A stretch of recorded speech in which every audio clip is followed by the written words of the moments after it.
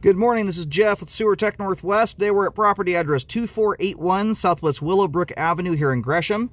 I describe everything as if you're standing in the street facing the front of the home. So right now we are off to the left of the doorway. This is a very easy clean out to find because it's down inside of a concrete culvert here. It looks very similar to like a water shutoff. So that's just to the left of the front door here by these big 3 windows. In fact, it sits right in front of the vent. I don't think this thing will ever get covered up, but... And real quick here, being that it's buried down in the ground this deep, it's probably not a huge deal being we're in Oregon. We don't get a lot of sustained, hard, cold temperatures here. This would be not a bad idea though, just to fill this in at least up to, a couple feet of it, just to help insulate that pipe in the event we ever do get one of those random really hard freezes. That pipe there is exposed and potentially anyway could freeze.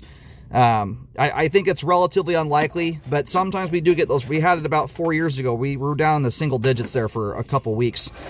So anyway, checking the overall condition and serviceability of the sanitary sewer line. 3-inch pipe we're dropping into, ABS pipe, and we're going to introduce water to the line here in just a moment. We're doing this one from the outside here today, so we're gonna introduce water to the line through the cleanout access here in just a second. And it's an actively lived-in home. The water goes down this thing constantly. Quite a clean sewer line. My camera is upside down at the moment, if you're wondering why the water's running over top there. Your eyes do not deceive you. My camera's just upside down. All right, we're probably gonna hit a transition joint here in just a moment. At the base of the dive. There it is right there. So transitioning here over to, it looks like 6-inch concrete.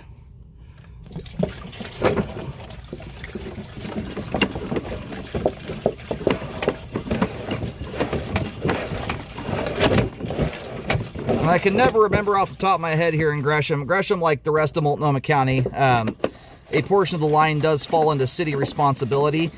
In most of, like, Portland area, that's at the street curb. In Gresham, the last time I had heard, I believe they take it a little further back to the right-of-way. So a lot of the times out here, unless your line shoots under a driveway, most everything you're responsible for in Gresham is the stuff that's under your front yard, which is kind of nice. If you ever have to do a repair, it just means you're cracking open a lot less concrete than a lot of other parts of town. So anyway, there's the main there, about 51 feet. I'm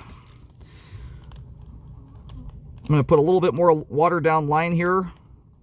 Let that drain through it. I'm going to go locate the camera head. Thus far, nice looking sewer line.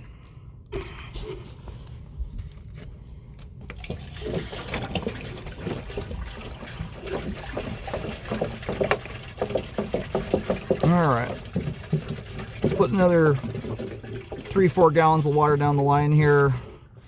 We're gonna let that drain off. Let me go locate the camera head.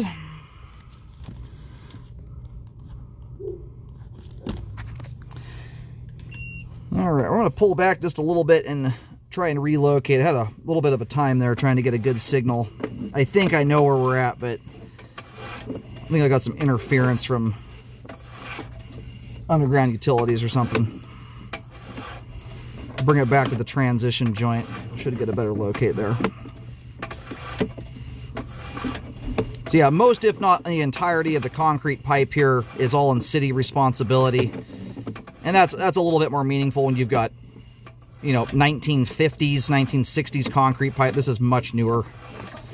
Concrete pipe, unfortunately, just doesn't, you compare something like cast iron, for instance, or even modern plastic pipe to something like concrete.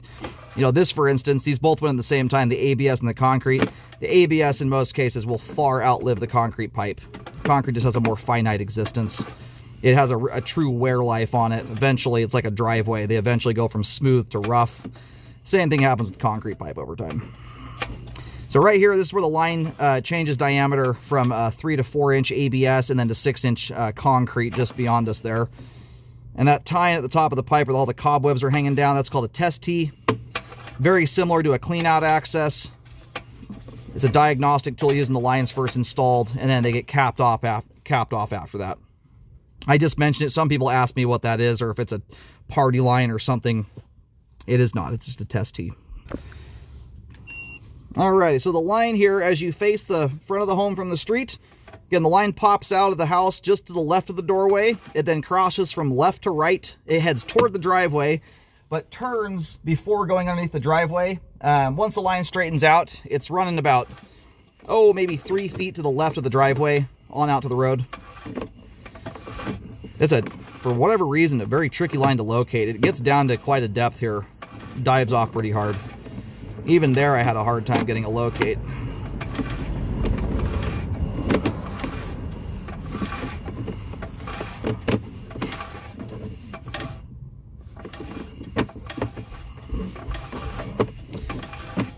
Alrighty. I'm gonna go ahead and reel the camera out of the line here. Yeah, this thing does. It tanks off like crazy. It dove a lot harder than I thought. That's why it was so hard to locate. It's a line that's got a depth on it you would see more so on basement style homes or neighborhoods where the lines come out 7-8 feet deep and hit a main that's 13 feet deep. Probably at the very bottom end of a drainage is my guess. And then we just went well within the crawl space there. Once you're through that foundation wall, everything's exposed piping. You don't need a camera for it. The home inspector takes a look at the interior plumbing under the house. So, very nice looking sewer line there. Great flow end to end of quite a clean sewer line. The homeowners here have put very little grease and cooking oil down the line, which is the main type of buildup I'm looking for. And I recommend keeping the same habits up. Grease buildup after 13 years and almost 25,000 scopes I've done now and a lot of drain cleaning. Grease buildup has become more concerning to me than a lot of structural issues. It's often grease buildup and improper items coupled with with some kind of structural defect that ends up creating a circumstance where blockages occur. And grease is a big factor in that. So do your best not to put cooking oil or fats in general down the kitchen sink drain. Wipe them out, wipe your pans out with a paper towel, pour it into a jar, stuff like that, just to help mitigate it from building up in the line. Makes a big difference, especially when you have little kids in the house that are still wadding their toilet paper up like a softball. And it really helps to ensure that if improper items do go down line, like paper towels and whatnot, makes a big difference in those things clearing the line versus getting stuck in it. So it's about the only thing you can do to maintain a sewer line. Other than that, it's underground and you're at nature's will. But that's the one thing a homeowner can do to help keep things humming along. So anyway, good looking line there. It's functioning properly at this time. The only thing I would suggest here is putting a little dirt, soil of some kind down inside this concrete culvert deal, just to ensure that if we do ever get a hard freeze, it just helps to ensure that the line never freezes up. Being that you don't have any bellies in the line, anywhere you have standing water, it's pretty unlikely it's gonna amount to anything, but you never know. It's an easy thing to rectify for very cheap.